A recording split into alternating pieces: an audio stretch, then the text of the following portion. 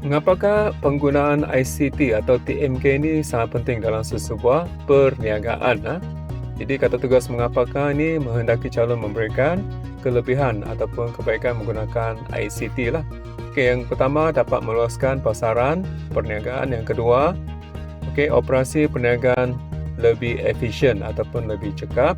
Yang ketiga, dapat maklumat dengan segera atau dengan cepat atau dengan mudah. Yang keempat, sudah pasti memudahkan sistem operasi perniagaan. Yang kelima, memudahkan lagi laporan penyerta kewangan. Dan yang terakhir, sudah pasti dapat meluaskan pasaran baharu.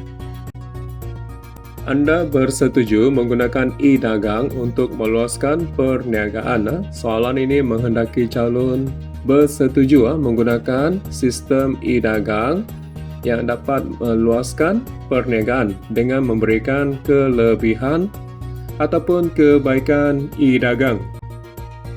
Kelebihan yang pertama dapat mengurangkan kos jualan. Melalui sistem ini secara langsung dapat meningkatkan jualan. Melalui e-dagang, pengurus atau peniaga dapat mengumpul data pelanggan melalui sistem tempahan, dan seterusnya kelebihan dapat memudahkan pelanggan membayar secara online ataupun secara dalam talian. Dan kelebihan yang keempat, dapat memudahkan pelanggan membeli secara online tanpa bersemuka. Kelebihan seterusnya sudah pasti dapat berurusan pada bila-bila masa untuk membeli ataupun membayar melalui sistem e-dagang. Seterusnya, melalui e-dagang dapat mempromosikan atau dapat menarik lebih ramai pelanggan untuk membeli melalui e-dagang.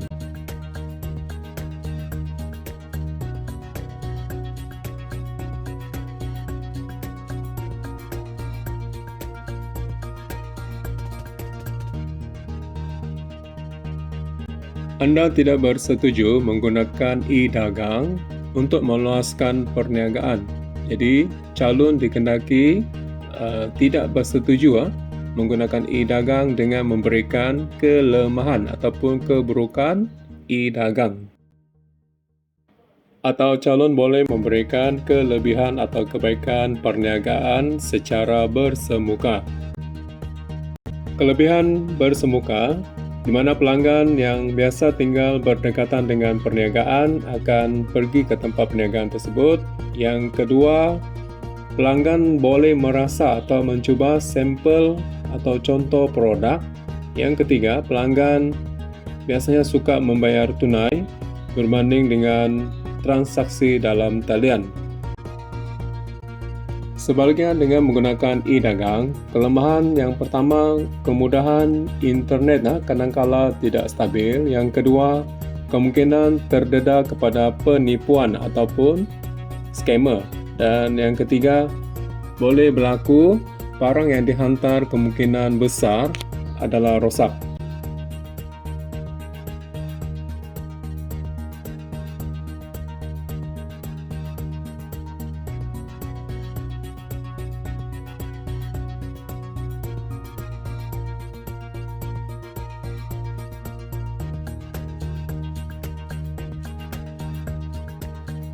Anda bersetuju menggunakan e-tempahan ataupun e-booking yang dapat membantu pengurusan kewangan lebih sistematik.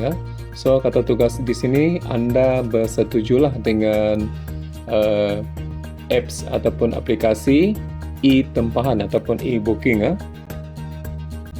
Anda bersetuju, bermaksud Anda perlu memberikan alasan tentang kelebihan menggunakan aplikasi e-tempahan ataupun e-booking ni. Yang pertama, kelebihan dia di sini sudah pasti dapat mempercepatkan lagi jualan ataupun meningkatkan lagi tempahan, dan boleh juga masukkan dapat menjimatkan masalah. Kelebihan yang seterusnya, dapat beroperasi 24 jam ataupun boleh guna perkataan lain, beroperasi bila-bila masa. Kelebihan yang ketiga, dapat mengumpul data ataupun maklumat pelanggan secara sistematik, di mana pelanggan yang sudah melanggan tu ataupun menempa produk tersebut. Jadi pelanggan punya nama ada dalam sistem. Seterusnya, kelebihan yang keempat ni dapat mengurangkan kos operasi perniagaan. Kelebihan yang kelima dapat merekodkan kewangan dengan tepat. Melalui sistem ini, rekod adalah sistematik dan tepat. Yang keenam, dapat menerima bayaran dalam bentuk online ataupun dalam talian. Yang ketujuh, kelebihannya dapat mempromosikan package percutian ataupun produk-produk berkaitan dengan perniagaan tersebutlah. Dan seterusnya, kelebihan yang ke-8 dapat maklum balas daripada pelanggan, di mana dalam e-tempahan tu pelanggan boleh memberikan cadangan ataupun bertanyakan soalan. Dan akhir sekali, kelebihan ini dapat meluaskan perniagaan tersebut. Nyatakan pihak-pihak yang terlibat dalam interaksi dengan organisasi luar bagi sesebuah perniagaan. Jadi yang pertama, pihak pembekal. Yang kedua, pihak pembiaya ataupun pihak bank. Yang ketiga, pihak kerajaan, agensi kerajaan. Yang keempat, pihak pelabur. Yang kelima merupakan pihak pelanggan ataupun pengguna. Terangkan kepentingan interaksi dengan organisasi luar bagi sesebuah perniagaan. Jadi kata tugas terangkan ini menghendaki calon memberikan fakta dan huraian. Jadi kita ada 4 fakta. Yang pertama, dapat mewujudkan jaringan, di mana huraian ini, jaringan ini adalah untuk mengukuhkan sistem perniagaan sedia ada. Yang kedua, fakta dia mewujudkan hubungan baik supaya dari segi huraian supaya dapat bantuan daripada organisasi luar. Yang ketiga, fakta menjalin kerjasama strategik. Jadi dari segi huraian supaya dapat meningkatkan lagi peluang kerjasama di antara dua pihak. Dan seterusnya yang keempat, fakta dia menambahkan sumber perniagaan. Jadi bila sebut sumber perniagaan ni, dia melibatkan sumber bahan mentah, dapat menambahkan lagi sumber bahan mentah ataupun stok. Jelaskan konsep aliran maklumat. Di sini kita ada 2 kata kunci yang penting, iaitu yang pertama, proses komunikasi melibatkan pemindahan maklumat. Yang kedua, kata kunci, daripada suatu organisasi perniagaan kepada organisasi perniagaan lain. Jelaskan proses komunikasi dalam sesebuah perniagaan. Jadi di sini kita ada 1 carta alir yang melibatkan proses komunikasi yang bermula dengan penghantar, di mana penghantar ni akan melalui encode, kemudian di tengah-tengahnya adalah saluran. So saluran tu sampai kepada decode, daripada decode akhirnya sampai kepada penerima. Jadi sepanjang proses komunikasi ini ada gangguan, sama ada menghantar maupun menerima. Dan apabila penerima menerima maklumat, dia akan memberikan maklum balas. Jadi maksud penghantar di sini adalah merupakan pencipta idea ataupun pencipta maklumat, pemberi maklumat untuk siapa? Untuk si penerima. Jadi apakah maksud encode? Untuk konsep encode ni diterjemahkan maklumat tu menjadi tulisan ataupun mungkin dalam bentuk gambar. Apakah maksud saluran? Jadi saluran di sini merupakan kaedah menghantar message. Jadi apa itu decode? Jadi decode ni merupakan maklumat yang telah diberikan melalui saluran akan menterjemahkan message itu diterima. Akhir sekali, maksud penerima ini iaitu penerima menerima maklumat daripada penghantar. Dan sepanjang proses komunikasi sudah pasti ada gangguan. Jadi apa itu gangguan? Gangguan ini adalah unsur luaran yang cuba menghalang proses komunikasi. Jelaskan aliran barang dan perkhidmatan bagi sesebuah organisasi.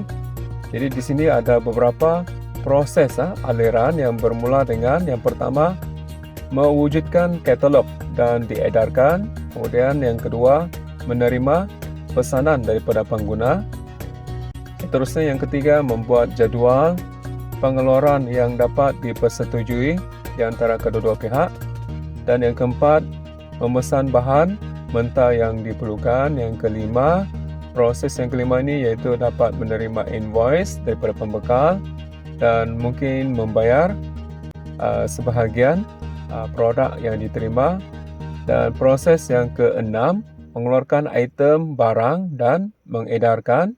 Dan akhir sekali, menghantar invoice kepada pembeli yang menerima bayaran.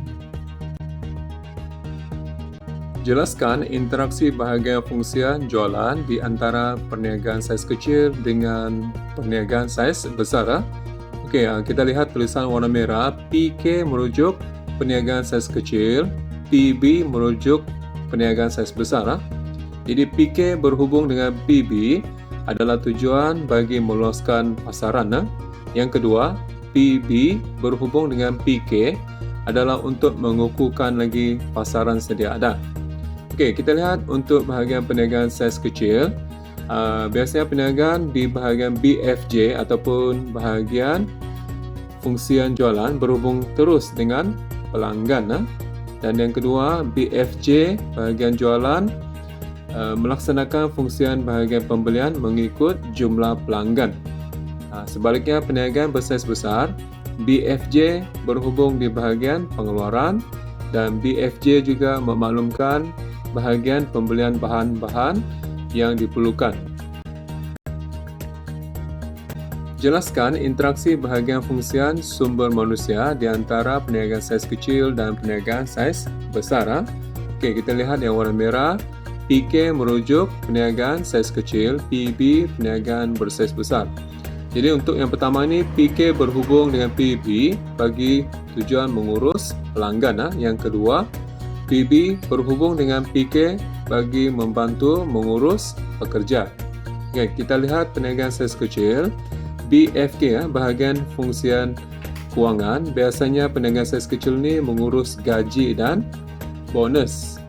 Manakala bahagian fungsian sumber manusia, BFSM, mengurus pengambilan pekerja.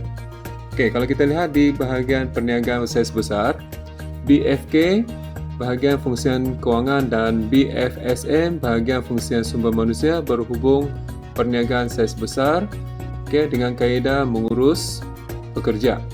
BFSM mengurus kekosongan jawatan dan juga kenaikan pangkat. Jelaskan interaksi bahagian fungsian kewangan di antara perniagaan saiz kecil dengan perniagaan saiz besar. Kita lihat tulisan warna merah. PK perniagaan saiz kecil, PB perniagaan saiz besar. PK berhubung dengan PB untuk memastikan bayaran diterima. Yang kedua, sebaliknya PB berhubung dengan PK pula untuk memastikan bayaran telah dibuat. Okey, kita lihat yang pertama perniagaan saiz kecil. BFK bahagian fungsian kewangan mengeluarkan invoice berdasarkan pembelian sesuatu produk ataupun bahan. Dan yang kedua, BFK bahagian fungsian kewangan mengurus pembayaran gaji dan pembelian bahan mentah untuk perniagaan saiz kecil. Okey, yang kedua, perniagaan saiz besar. BFK ini mengeluarkan invoice berdasarkan pembelian bahan mentah dan BFK juga mengawasi perbelanjaan bagi setiap unit ataupun jabatan.